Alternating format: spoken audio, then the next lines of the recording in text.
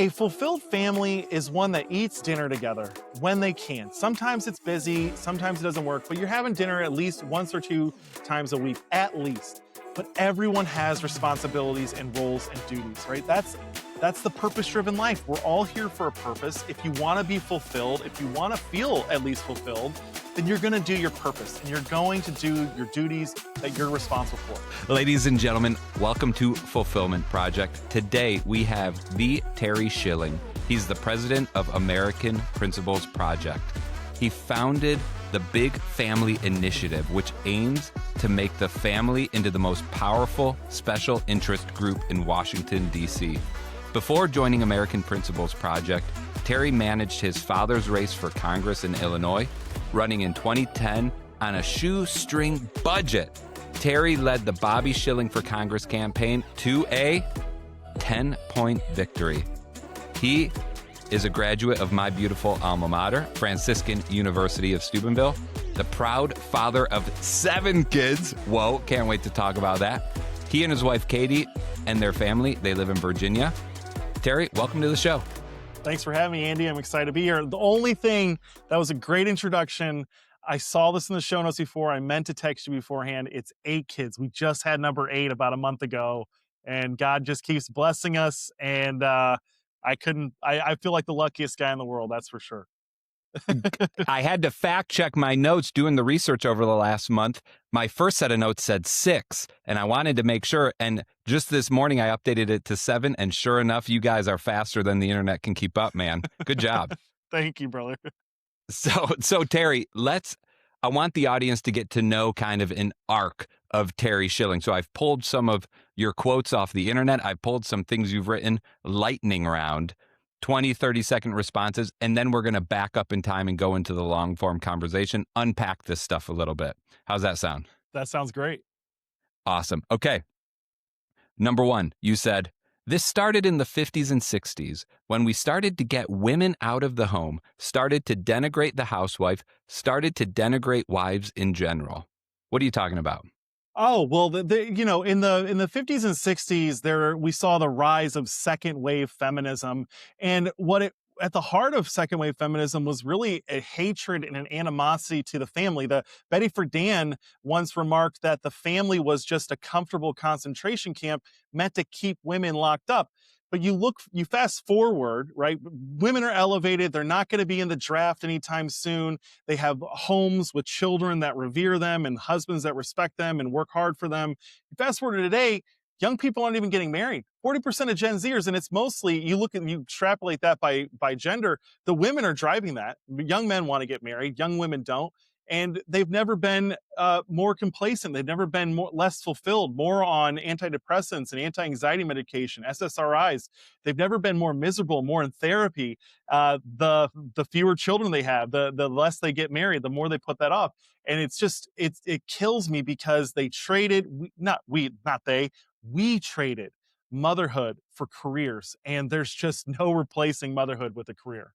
You said, Wisconsin Democrats stand with predatory pornographers, full stop. What are you talking about? What do you mean?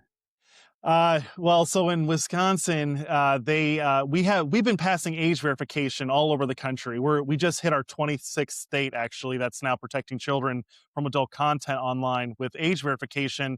And in Wisconsin, the Democrats actually voted against it. Tony Evers vetoed the legislation. And it was the first state where the issue became polarized. We saw in Virginia, age verification passed both chambers with only 3 legislators voting against it. The first legislation we ever passed on age verification was in Louisiana, and that was signed by a Democrat governor, John Bel Edwards. So it was a really terrible day. We had this unity going forward to protect children online, and then the Democrats in Wisconsin are so radical, they decided to blow it up. You said, if you want to talk about banning all abortions, that's great, but you're not going to get power to change anything. What do you mean? Well, when we're dealing in politics, we have to understand that it's not just the person that makes the best argument that wins. You have to actually persuade people to vote for you. that's who determines the future of our country. It's not necessarily the president, although they have an outsized impact on our culture, but it's the people. And the people are where they are right now. And in order to get them from supporting unrestricted access to abortion, which no one does, it's only around 12% of the country supports that. If we want to move from the system where you can get an abortion for any moment, at any time, for any reason or no reason at all, you have to meet the American people where they are. And where they are right now is they support protecting the unborn with some leeway to the mother. Uh, I don't like it. It's terrible. I don't think there's really any abortion that's ever justified. However, if you want to get elected, you have to put something in front of the American people that they're going to support. Otherwise, they're going to vote against you and you're not going to get into office. Oh my gosh, you're giving me so much juice. I have so many follow-up questions here. It's killing me to just move from one of these to the next. You said this, and you're going to have to help me with one of these words here. Policy divorced from politics is onanism. Did I get that onanism right? Onanism. Yeah, look, Onanism. What is that? It means it's worthless. Onanism is a term from the Bible. I probably shouldn't have tweeted that one. It's a little graphic. But what it ultimately means is that if you don't have policy married to politics, you're not going to get your policy through. The policies we support should be meaningful, and they should also be popular. It should be supported by the American people. To extrapolate this, in DC, there are all these great groups who come up with the perfect policy that if you could just get it passed, if you could just get it implemented, it would actually change things. And I really do believe that.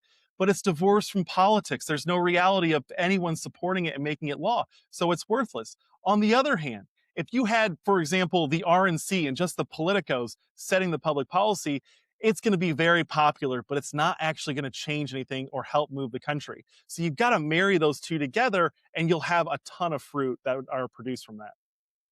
Wow. Okay, you're either turning on half the audience or turning off the other half of the audience here. You tweeted this 5.1 million impressions, January 2023. This is our final lightning round question.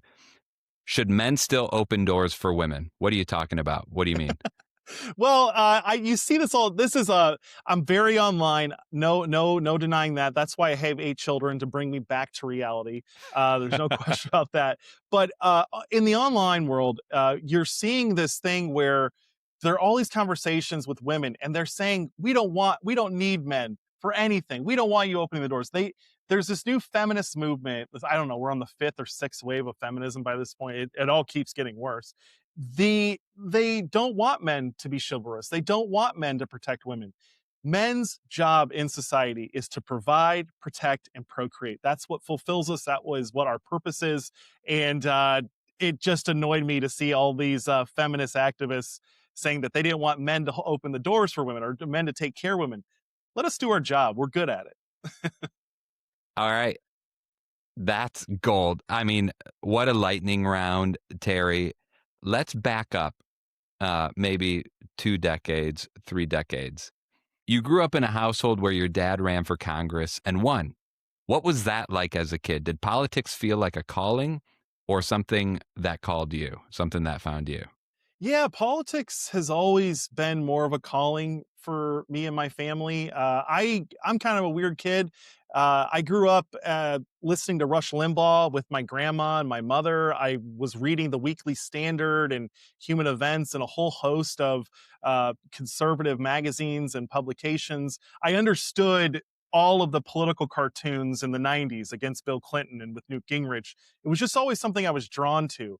I go to Franciscan University. I work on a bunch of campaigns as an intern during the summer. And when I'm about to graduate, I had a job lined up to go out into Kansas and work for a congressional candidate out there.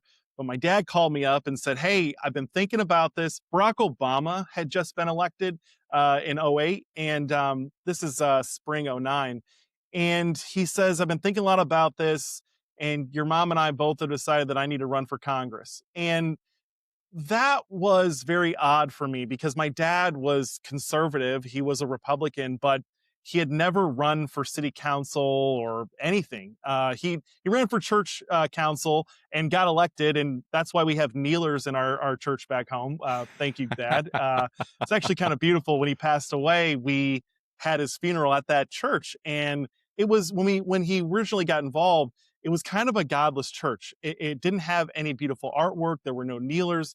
The tabernacle was in the back of the church, which is important for Catholics. By the time he died and had his funeral there, everything was in the right place. So it was, I don't know, it was kind of a special Wow. moment for God. But Yeah. it's always been a calling. My dad specifically brought up the day that Obama won, the night that he won. My sisters were very upset, and he said, "Why are you crying?" And they said, "What about the babies?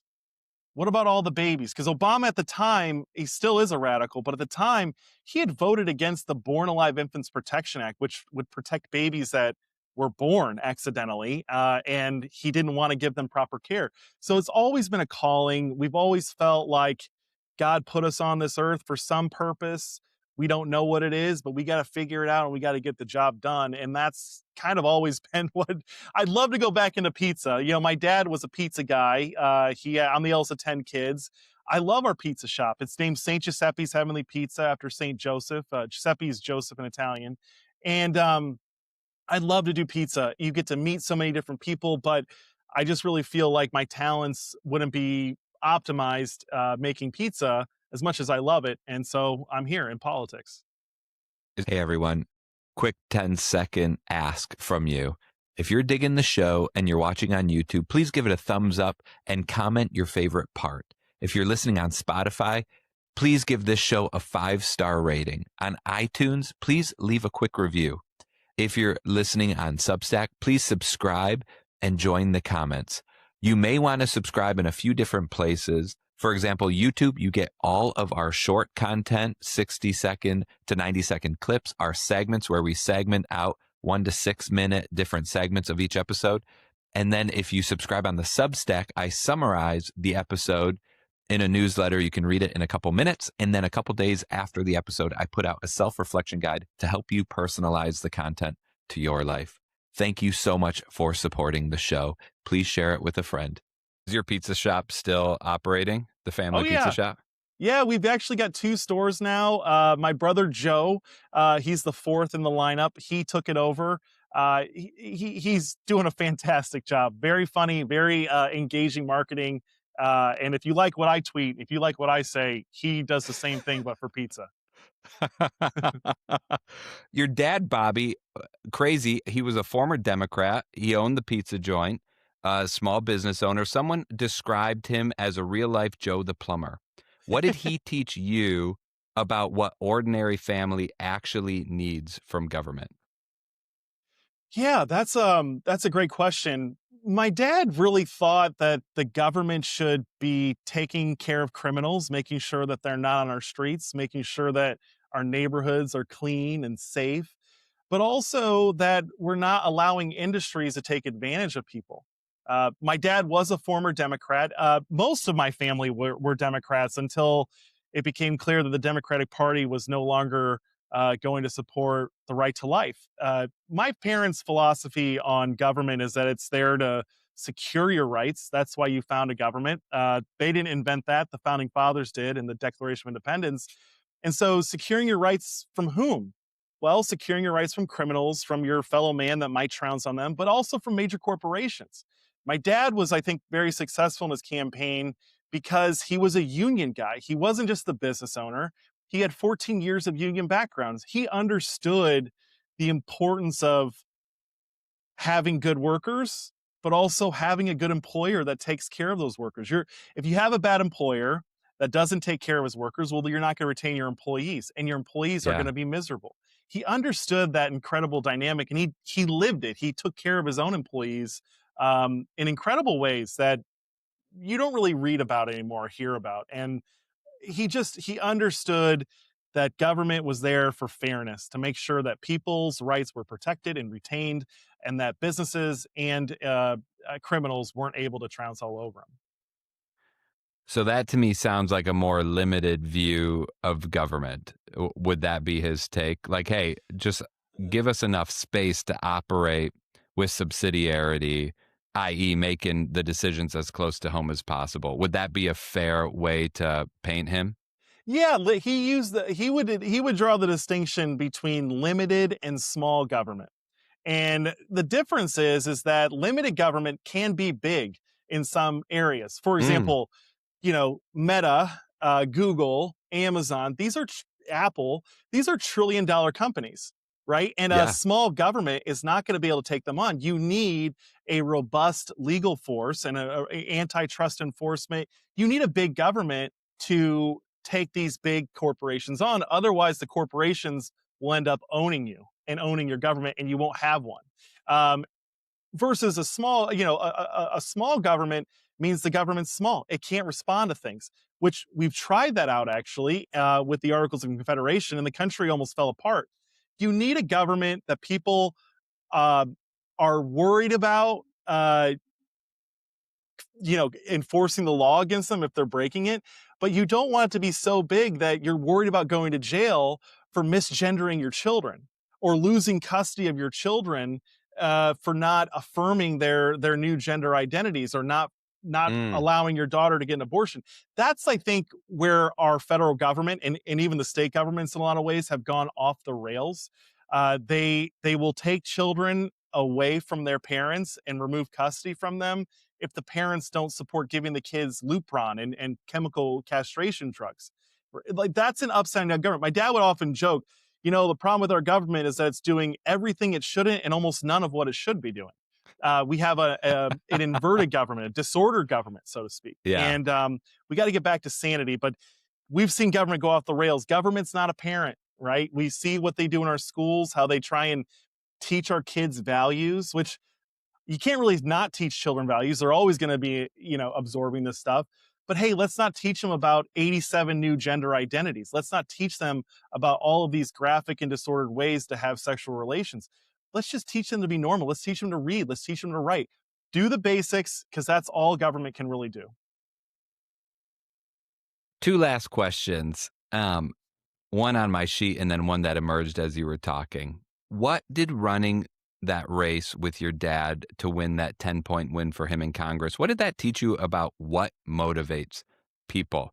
I think it's important for people. I asked for two reasons, Terry, with this lens. One is people need to know how to motivate other people to achieve the ends they're hoping for.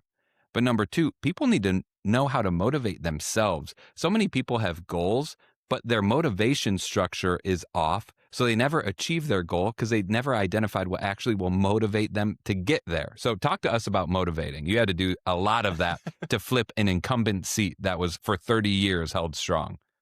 Well, the number one most important thing for any venture is hope, right? If you don't Mm, have hope in your operation or your organization or your family, it's going to fall apart very quickly. People want to know that the fight that they're involved in has some chance of victory. It might be a small chance of victory, but if you have that small chance of victory, if it's worth it, if that victory is worth fighting for and attaining for, people will walk through hell. I mean, hell we have. It's called D-Day, right? And there are thousands of other battles that human beings have gone through and put themselves through yeah. because there was hope and because the victory was so important. The other thing I'll tell you is I can't tell you one thing that motivates people. The big thing I learned about motivating people is different issues motivate different sect of people, right? Some people care about pro-life. Other people care about, having affordable housing. Other people cared about getting rid of Obamacare. Everyone has a different thing that's motivating them in the election. I think that just from like a hot take standpoint, I think there's something spiritual about our lives, right? And if God's real, which he is, he's kind of the main character. And so there are different things that are drawing us which way and the other. And coalitions are how you win campaigns, right? If you look at Mm, President Trump, people will try, the pundits, like the people that go on TV, they'll try and tell you, oh, it was the economy. Oh, it was the women's sports issue.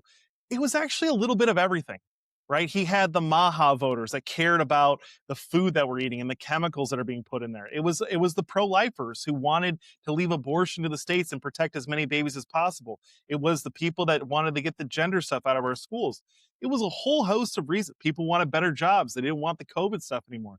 You win elections by building coalitions, and you build the right coalition by getting a campaign motto, a campaign platform that's very simple and understand, and all the issues fit in there. But each person is so unique, and you experience that when you do town halls, when you go on the campaign trail and have a rally and you talk to people, you find out just how different and diverse we all actually are. Wow, that's not what I expected, but I love when I get hit with unexpected answers to questions. All right, last one on this segment here, Terry. It just emerged as I was hearing you talk about dad. Are you proud of your dad? Trying to get me cry. Yeah, no, I love my dad. I miss him every day. Um, he works so hard, and I think I've done a lot of stuff with people talking about their dads. We just did a whole documentary called Fathers Wanted, and fatherhood was the central theme. And the one thing that I kept hearing about from these men and these women is, "Oh, my dad works so hard," and I think that that's ultimately it's getting at something, right? It's not that they work so hard, it's that they love us and they're willing to sacrifice themselves for our betterment, for our fulfillment, so that we can have a better life for them. That's what I think made my dad exceptionally special. My dad, I've been talking about this recently and it's covered in the documentary. He struggled with crack addiction.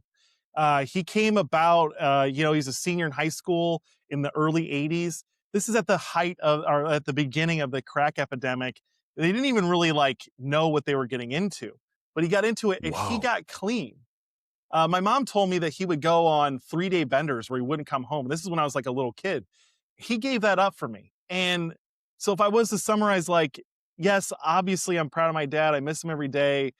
But I think the thing I'm most grateful for is that he died to himself. He sacrificed his desires, his life, so that we could have a good one. And I think that's at the heart of all fatherhood is a love, a sacrificial love that's willing to sacrifice yourself for your children and for your spouse. Coming off the documentary, do you think your kids are proud of you? And what do you think it takes as a dad to earn the right to be thought of as from your kids? Like, wow, I'm proud of my dad. What type of man does it take to be the man that your kids can be proud of? I'll go back to this when I was talking about my dad. Your kids really need to see you working. It can be working on the car. It can be working and fixing things around the house. It can be cooking. There are a million ways to work and like serve your family. But if your kids see you doing that and you spend enough time with them, I spend a ton of time with my kids. We do group activities. We have this thing called Dad-urday. It was my trick to get them to clean the house. So they clean the house in the morning, and if they get it all done, we're either getting donuts, going to see a movie, going to Ooh, Five Guys, doing something special. slick. And it's Yeah. it's an every Saturday thing. Trust me, I do figure out cheap ways to entertain them. There's a creek that we have that we go to, but we have Dad-urday instituted, and it gives me a lot of time to talk with the kids and coach them. My older daughter Reagan, she's 14. She's like the manager of the operation of Dad-urday, so she's making sure that the kids are all cleaning, they're doing their thing, and she's ultimately responsible. So if it doesn't Brilliant. get clean, I come to Brilliant. her. So I would say I think my kids are proud of me. I hope they are. I work really hard for them, and I spend a lot of time, and I spend a lot of one-on-one time with them too. So that I think when you have a bigger family size like me, you got to build out that one-on-one time, and I think that that's something that was missing in like the younger kids. The eldest, it's easy because you're the oldest and you're able to talk and you can have the most intelligent of the conversations. But I Yeah. take my kids to 7-Eleven, just little trips, go to the store. And it gives you that one on one time for them to open up and for you to talk to them. It's been really great. Your oldest daughter's name is Reagan. Are all your kids named after conservative presidents? No, I've got a Grace in there. I've got a Bobby. He's named after my dad. Maximilian, he's named after Maximilian Colby. My son Peter's named after his uncle and his grandfather, obviously, and also St. Peter. And then I've got an Abigail. That one kind of came out of nowhere. And we didn't have a name for her because she came a month early. And she we were between Emily and Abigail, and the nurse said to us, "Oh, I have a friend with Abigail, and she's very honoring." And Mm, that's what we went with. And then I find out that it's a Hebrew name, and it means a father's joy. Abba Gael is father's joy, and she is. no. She's my angel butter cake. And Named perfectly without you even knowing it. no, I think the Holy Spirit has an impact on your kids' names if you let them have it. But yeah, well, and then we got Charlie, or Chuck as we're calling him. He's the baby. He's the caboose. Oh my gosh, I love that. My oldest son's first name is Colby after Maximilian Colby. So that's That's a cool name. It's very strong. and a great, our idea with naming our kids was you want them outside of family to have like a spiritual guide that can pick them up. And some of these things you grow into, you don't even realize it till you're older, and a little bit like your Abigail. Like Yeah. the spirit guides you, and then without you realizing it, it's there for a purpose beyond understanding. Beautiful. You've said your mission is essentially simple. Let mom stay home if she wants to, play football in the street on Thanksgiving. Why do you think it's so hard to accomplish this simple vision in 2026? Yeah, well, we're going up against, it's very difficult because we're going up against about a century of realignment in America. The uh, the industries have taken so much power.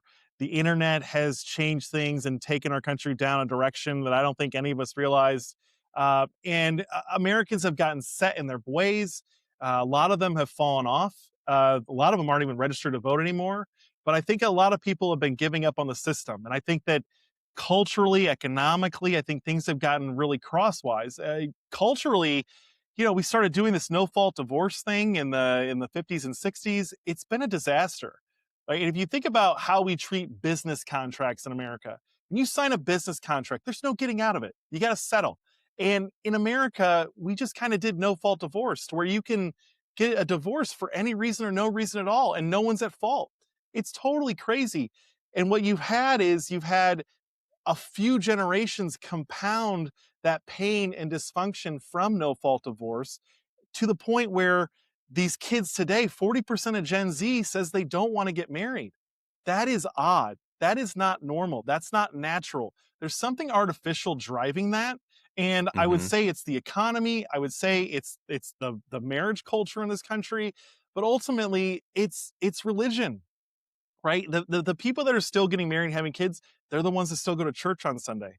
They're the ones that still practice and believe in God and a higher calling. My wife and I would not have 8 kids if we didn't believe in God. If we didn't believe that children were a blessing from God, we wouldn't have 8 of them. But we're trusting Him. And so I think that a lot of it is because we've become more materialistic, right? We all have smartphones, but we don't all have kids. We don't all have parents we know, right? Like, there's great dysfunction. And the family, which should be the most sacred agreement you have, your marriage, most sacred agreement, that's the least sacred agreement. But corporate agreements, your terms of service agreements that you don't even read when you log into Facebook every day or whatever social media platform, that's all sacred. That's all going to be upheld in court. We've gone so far off the rails, and we have to start reorienting our society towards the family. If you if you don't want to get married, if you're worried about a no-fault divorce situation, then don't get married. Or at least don't get married to that person, right? Like, I fell head over heels in love with my wife. We dated, we were very serious, we talked about everything that could come up with marriage. We were way short of all the things that can come up during marriage, but we still were deliberate about it. And I think that you start building around, hey, look, anyone that runs a company or an organization, they know that when you build around things, you're creating a nightmare for the next guy to step in line to come in and fix. And that's what we've done with the family in America. And it needs to change. We need to tear down everything that's hurting our families, and we need to start rebuilding the things that make it work. And I think that goes with changing the economy so you can support a family off of one income. When you have smaller family sizes, that has a bad impact on the entirety of the family. You don't have as broad of a social safety net. I have a friend that works with us. He is one of 2 kids in their entire extended family. He has no cousins. He has no No nieces and way. nephews. He has nothing. He has his brother and an aunt and an uncle. That's it. That's lonely. That's not safe. That's not secure. You want to be secure in your life? Don't go work for corporate America. Get married to someone that you trust, that's religious, that loves God as much as you, and start a family with them. And then make sure that those kids have as many children as God sends their way. I think a lot of this is stemmed in the fact that like Americans decided to take procreation away from God. Before all these modern technologies in the 20th century came about, people mostly just trusted God. They, especially Christians, they wouldn't kill anyone, and they definitely wouldn't, contracept or reject a child because they viewed life as a blessing. They viewed children as a blessing from the Lord. The Jews actually get it right. They actually say that three blessings come from God. They say that good health comes from God, wealth comes from God, and children come from God. Those are all blessings from Him. And they basically say you'd have to be crazy to ask for less of any of that. To have worse health, you'd be crazy to ask for that. To have less wealth, crazy. Have fewer children, even crazier. Because children are actually the support network for everything else in life.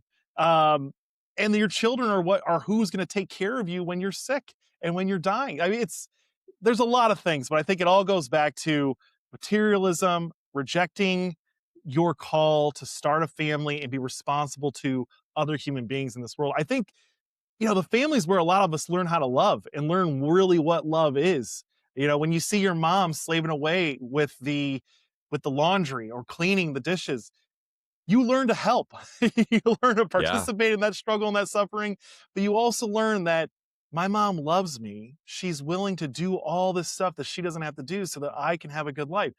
You learn what love is through the family. You don't learn it in schools, that's for sure. You're not going to learn it from government. You're not going to learn it from charities. You're going to learn it from your parents. You're going to learn it from your siblings and from your family. And I think because we have a lack of families and we've seen the families fall off, fewer and fewer children born, fewer and fewer marriages, you're having less love. It's not rocket science. What do you say to the people, Terry, that say having a lot of kids is hard? Having a lot of kids is expensive. Yeah, having a lot of kids is hard, but nothing worth doing is easy. Nothing worth doing is easy. If it's worth doing, it's going to be hard. It's going to be grueling. And you get out of the end of that tunnel and it's going to be glorious, right? Like it is tough. We just had number 8. And by the way, I think the people that deliberately put off having children until their late 30s and 40s are nuts because I don't have half the energy that I had when I was in my early 20s having children. I have so much more energy. I had so much more energy then. So it is hard. There's no getting around it, but this is how you grow. It makes you a better person. If you're actually being the parent that you're called to be, you're going to be a better human being all around. Because the best people in our lives, the ones that we all look back on and say, I miss that guy, I wish I saw them more, are they the ones thinking about themselves? Are they the looks maxers, the claviculars? No, they aren't the Andrew Tates either. They're the people that serve others, right? And so, yes, having a family is hard. Having a Mm. lot of children is hard, and it's absolutely expensive. But you can cook. You don't have to eat out for every meal. It's actually very affordable if you cook at home. And by the way, it's healthier. My mom, growing up, she would share with us how much it cost per serving for each dinner and each lunch we had. And Oh, she would wow. have this minestrone soup that was super good. It was, you wouldn't know, but it only cost like 15 cents a serving, right? And she could feed a whole family off of this. You make hamburger helper, you make hamburger stroganoff, you make food at home, and it's much less expensive. Where my costs are the fact that I have to send my kids to a private school because if I don't, they'll be illiterate and they won't know how to do math. So I have to pay all this money to make sure that my kids are going to a to a good school that's going to teach them. But if more people had families, there would be more pressure on the schools to make sure that more than a third of our kids can read at grade level. I don't know if you saw this, Andy, but it's been happening. It's been coming out every year. The National Assessment for Educational Progress comes out, and only a third of American kids in 4th, 8th, and 12th grade can read at grade level, can do math at grade level. That is pathetic. That's worse than failing, right? So when I think about the costs associated with it, it's obviously the medical bills, but you figure it out. And one thing I will say, I have a deal with God, right? And again, it goes back to what I said earlier. It's religious, it's spiritual. If you believe in God and you're a Christian, you kind of have to be open to life. Like you really don't have the option unless there's some type of health problem there. You really don't have the option to tell God no. So if you're being a good Christian, you have to tell him yes. My deal with God is I'll take whatever kids you give me You just got to help me pay for them. You got to help me protect them. You got to help me provide. There's this weird thing where when you become a parent, if you're doing it right and you're taking it seriously, you're going to become more religious because you have to, because you can't do it yourself. You can't do it even with your wife. You need God looking out for you. You need a grandma. You need a grandpa. You need as much support as you can. So, yes, it's hard. All things worth doing are hard. And if it wasn't worth doing, it would be easy. And yes, they're expensive, and I have no clue how I'm going to pay for this latest one and send him through school. But God's going to help us out, and if He doesn't, we'll figure it out. It's just about figuring out. It's about your mindset. So yes, it's hard, and yes, it's expensive, but you'll figure it out. You have to. You hit on a couple things, Dad-urday, I love. You're talking about mom's minestrone soup. What does a fulfilled family life look like day to day? Like, most people wake up, go to work, come home, have dinner, spend a couple minutes with their kids, put them to bed, clean up, get a couple minutes with their wife, go to bed. Is that kind of it? What does a fulfilled family life look like, Terry? No, a good friend of mine who I really respect, Ryan Anderson. He's the president of the Ethics and Public Policy Center here in DC, and he said something a few years ago that really hit me. And he said that your home should be a home. It should not be a hotel. And what he meant Mm, by that was everyone should have responsibilities. Your home that you live in is not just a place where you keep your clothes, you shower, you eat, and then you go to work. It's not a domicile or a reprieve from going to work. You go to work to support your home, right? I think Americans have gotten that backwards. We put work and career over the home, over the family life. You get your career and then you have a family. It's backwards. A fulfilled family is one that eats dinner together when they can. Sometimes it's busy, sometimes it doesn't work, but you're having dinner at least once or two times a week, at least. But everyone has responsibilities and roles and duties, right? That's the purpose-driven life. We're all here for a purpose. If you want to be fulfilled, if you want to feel at least fulfilled, then you're going to do your purpose and you're going to do your duties that you're responsible for. For the kids, you'd be surprised at how young these kids are when they can actually start doing things to help. The 3-year-olds, the 4-year-olds, they're not actually helping, but they feel part of it, right? So you give yep. them towels to fold that don't really need to be folded. You give them little chores and responsibilities. I just think a meaningful, fulfilled household is one where everyone's close, where there's candor, where everyone has responsibilities, and we're all united and working together. And that's actually the solution for society, right? The family is the first community that you're part of. So if people are being raised in good families, they're not going to think the world's about them. They're not going to try and, be TikTok famous or Instagram famous. They're going to pull in the right direction for the strength and betterment of those around them, the ones that they love. That's the family is where the community begins. And so if people are coming from strong homes and strong families, you're going to have strong communities. But if people are coming from homes that are dysfunctional, where everyone's in it for themselves, where there's no responsibility, there's no duties that people are responsible for, you're going to get the society that we're in right now, right? That the society that we're in right now essentially says, I don't owe you anything. Unless you're an illegal immigrant, unless you're a criminal, unless you're dealing drugs and killing people. There's 11, there was a guy that killed a baby in Indiana, and he got out after identifying as trans. It's so crazy and backwards, but like anything that is antisocial is anti-family. The family is the social construct, so to speak. It's where we learn how to operate and act in a society. And I don't know. That's how I feel. Terry, you just said the word trans. This made me think of the perfect bridge to our next topic. Um, you, Terry Schilling, the Terry Schilling, if I may, going from essentially an obscure activist to shaping a presidential campaign. And you can tell me if I'm exaggerating a little bit there. But the news reported that you were the activist who persuaded Republicans to target trans rights. You flew to Mar-a-Lago 2024 with data that changed the campaign's direction. Walk us through that moment. What did you believe that no one believed yet? What was the spark that put you over the edge to make that trip? Well, just to clarify, I did a ton. I really did. I worked my tail off. I raised millions of dollars. I ran those millions of dollars in campaign ads attacking politicians, both Republicans and Democrats, who were hurting our children or hurting our daughters and their privacy and their safety for years, over 8 years, really. And I don't feel comfortable taking full credit for President Trump uh, doing what he did. I will say this: I helped create that environment. I helped convince politicians and activists and other thought leaders and people in the media that opposing and fighting against the trans insanity that was wreaking havoc across our country and sweeping it, I convinced them that that was a smart political play to take that on and to fight them. And all I did was show them the consistent polling in opposition to men and girls sports, to giving children chemical castration drugs and mutilation surgeries for these sex change procedures. I just showed them where the American people are. And that document that I'm showing President Trump in the picture I have, it's me showing him the vote impact that women's sports and protecting women's sports more specifically had on the electorate in Wisconsin, in Arizona.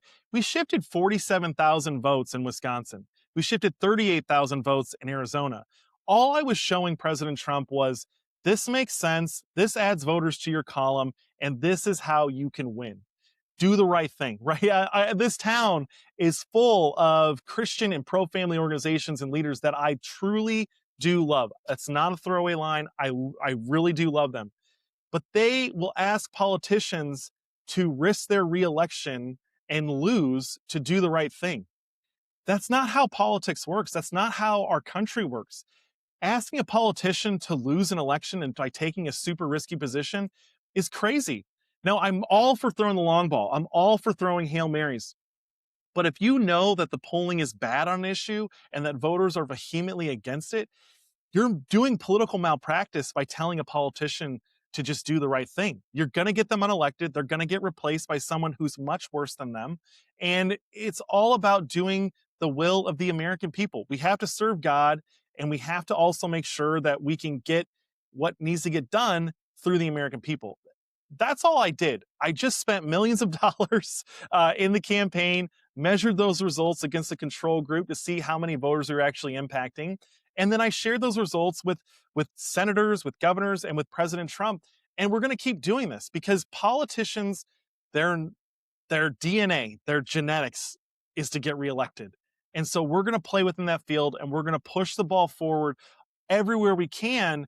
And what you're going to see is once we secure protecting children from adult content online through age verification, if we get a nationwide law, you're going to have a much bigger door open to pass other good reforms that our country needs to save our families and to protect our children. So once you pass legislation, you move the ball forward and you have more opportunities. It's all I'm an incrementalist.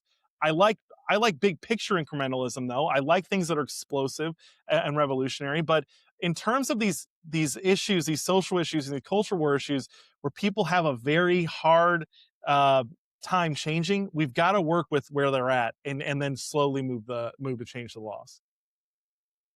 Do you have some butterflies in your stomach when you were walking the big man through those numbers? Oh yeah, he asked a lot of questions.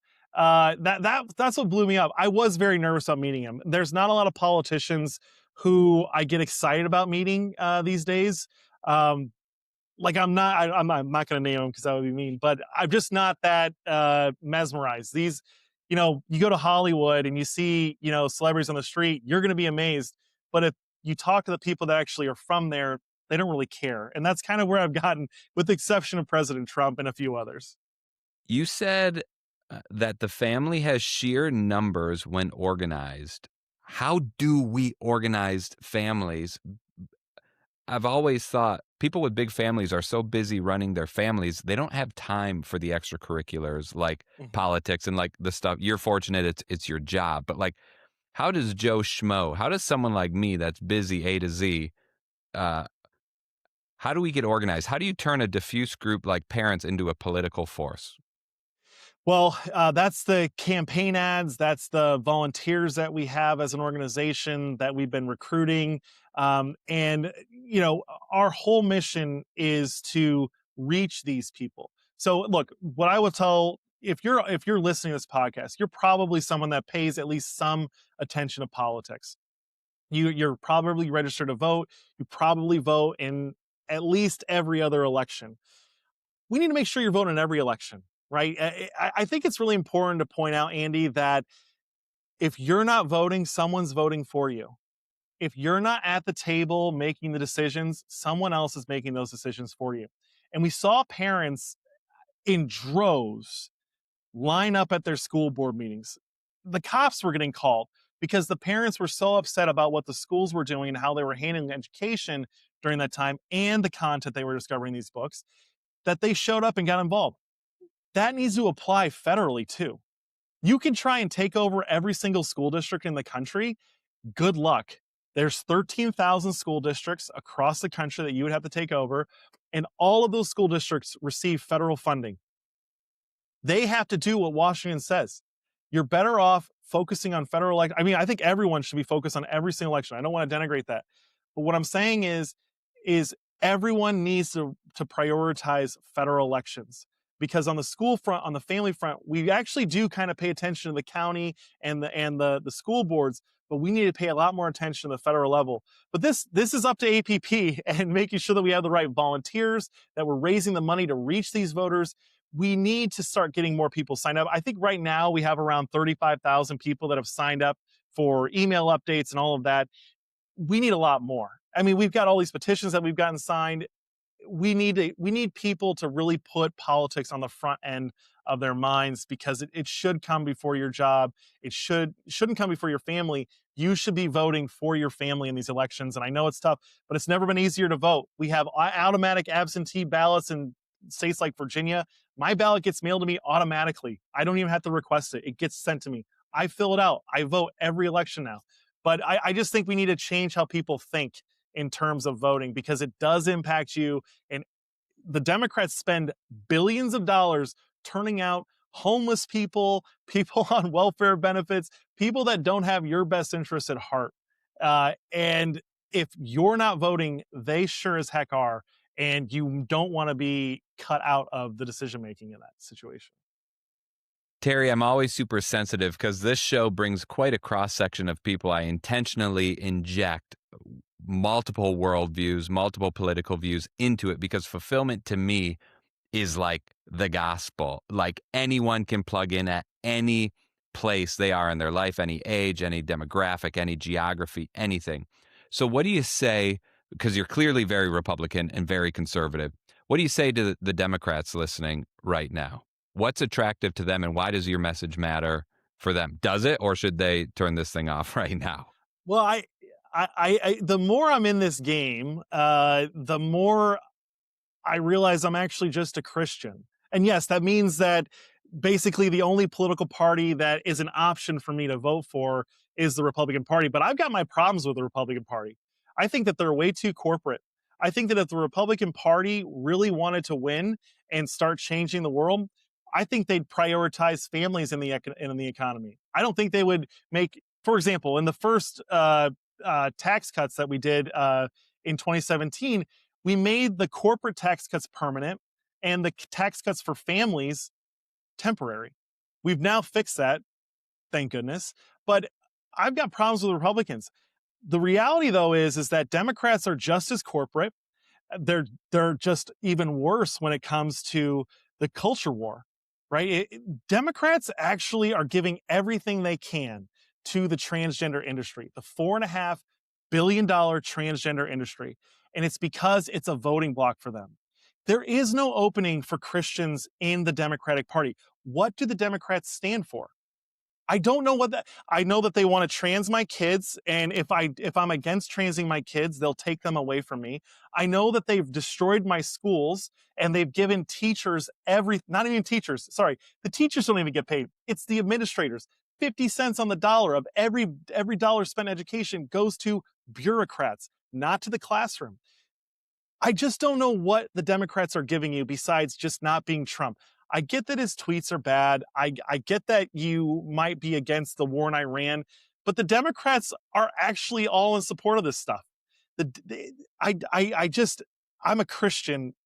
I don't even the conservative term doesn't even really apply to me very much anymore. I am a conservative. I hold traditionally conservative views on things, but the conservatives have given away too much to the corporations. There's been no one supporting the American family. And so I really what I will say is I get it. I don't really like Republicans a lot of the times too. But the reality is that the Democrats will take your entire paycheck, they'll bankrupt the country, they'll trans your kids, and they'll take them from you. Uh, they don't believe in traditional, they don't even believe in gender, let alone traditional marriage. They don't believe in the family.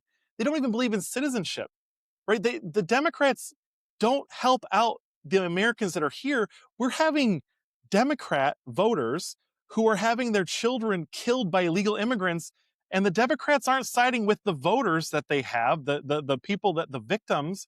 They're siding with the voting bloc of illegal immigrants that they brought to this country. You either support America and putting America first and American families first, or you don't. And that's been my new litmus test. If you don't, and if you're not putting America first, then you're wrong on that issue, and I'm less likely to vote for you. That's my case. Is you either are going to stand up and support your own interests, or no one will. Right? It kind of goes back to what we were talking about with the family and how families need to vote. If American Christians won't even stand up to defend their homeland, to defend their fellow man against all of these threats from foreigners, right? These are foreigners that have come into our country illegally. Some of them have been imported through some social experiment that Barack Obama wanted to do. I don't know what to tell you. If you don't think that America should be first, then you probably shouldn't be an American. I don't know. But there's something weird where the corporations and the government are completely in alignment, and they're bringing us somewhere that I don't think any of us want to go, where it's one world run by AI and the major corporations that are currently in charge. There's a very dark dystopian future. People people like C.S. Lewis have done a much better job fantasizing about what that dystopia will look like, and I think it's about here. Wow, we're running out of time. I want to go into the whole corporation thing you were talking about, but we're gonna have to save that. People can follow if they want to know more on that. I want to start wrapping this up. Fulfillment versus sacrifice. We all lived through Charlie Kirk's assassination. We all see people that have worked so hard their whole life, and in order to achieve greatness, you have to sacrifice things along the way, even if it's not the ultimate cost of your life. But like anyone that achieves greatness, a gold medal, they gave up friendships, they gave up having a life, they gave up eating foods they wanted. So you're fighting to protect families, and you have a large family of your own. How do you reconcile the demands of your work with being present with your wife, Katie, and your 8 kids, Terry?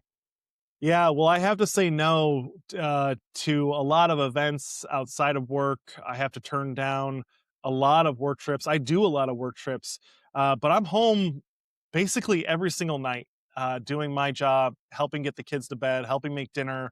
I take my kids on some work trips with me. That's been something that's been really special.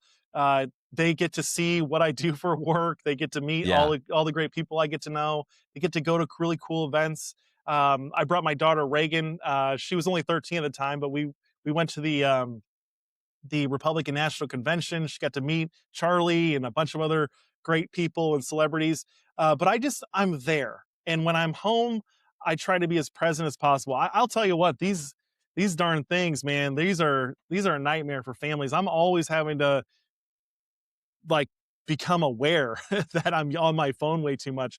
I need to start probably throwing that thing or leaving it in the car or locking it up or something. But I come home basically every night. I turn down a lot of social engagements, and I bring my kids to work with me, and it's a lot of fun. It's super fulfilling. I bring my wife on a lot of trips too. Sometimes you get invited to these really nice little retreats and stuff, and they're nice. So they're nice little getaways. But yeah, we carve out a lot of family time. What's your phone strategy? Even what do you do with your phone? How do you try and manage? It's a big topic on the podcast and in my articles. What's your phone strategy actually, and what's your ideal phone strategy? My How I manage my time on my phone, on my screen time. Yeah. Yeah, so I've got all the protections up there. I have this app called Brick. I really love it. It's a little device. It's an NFC, and when you tap it, your all your social media, all your browsing goes away, and you can't use it until you tap it again. Just having that little NFC device out of sight, out of mind, is very helpful for me. Staying off my phone, and it tracks how much time you stay off your phone, so you kind of like gamify it. But I put my phone away anytime a kid is talking to me. I mean, there's this whole thing where these 3 and 4 year olds, if they're at a party, they're walking around and they're going to see a lot of this, and they're not going to see Yeah, people's faces. And so I use my phone as little as possible, and I try to not doom scroll. big time, big time. Two last questions, Terry. Bringing this back to fulfillment, cinching up this knot here.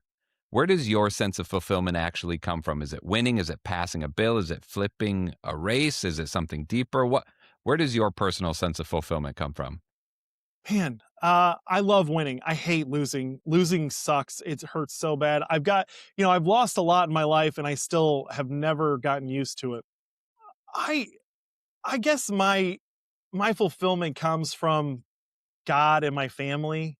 If my mom, if my wife, if my kids, if they're happy with me, I think I'm doing all right. If they feel like if I'm doing everything I can, and obviously if I'm staying in a state of grace and I'm close to God, I just want to get to heaven, man. And I want my family to come with me. I want my friends to come with. I mean, that's really what, even like we work against the transgender industry, but I want those people to come to heaven too. I just think that this trans industry is like locking them into a path that's going to make it harder.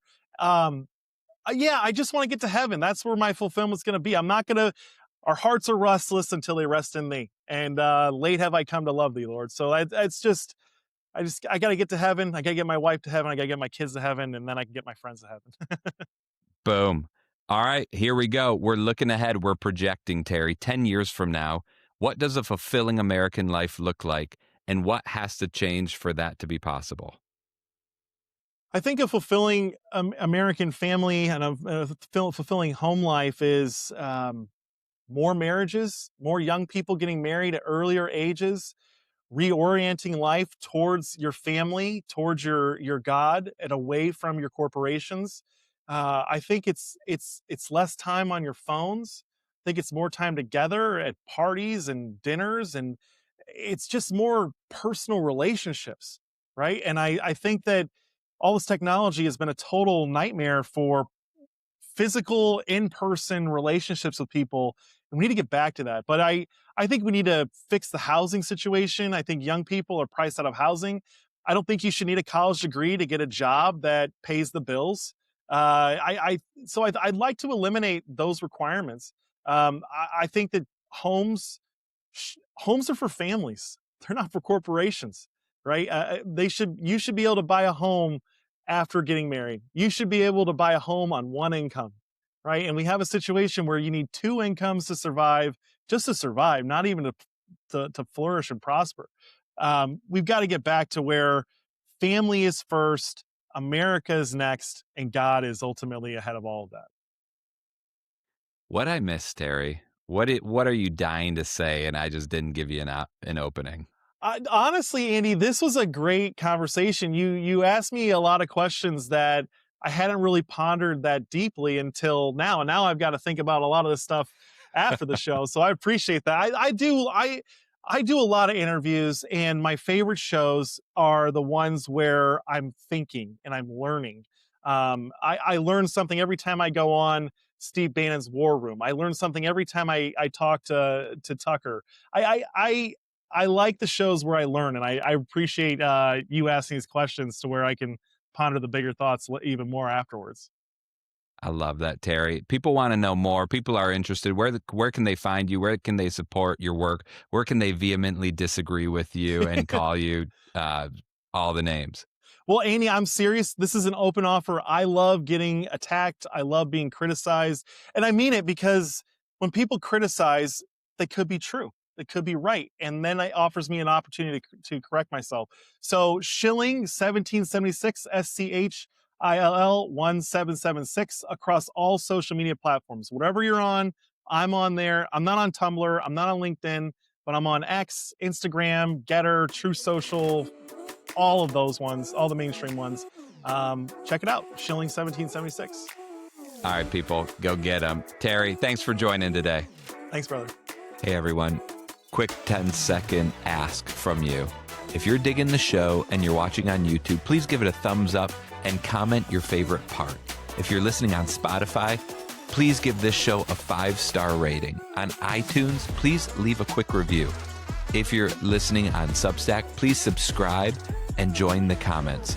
You may want to subscribe in a few different places. For example, YouTube, you get all of our short content, 60-second to 90-second clips, our segments where we segment out 1 to 6 minute different segments of each episode. And then if you subscribe on the Substack, I summarize the episode in a newsletter. You can read it in a couple minutes. And then a couple days after the episode, I put out a self-reflection guide to help you personalize the content to your life. Thank you so much for supporting the show. Please share it with a friend.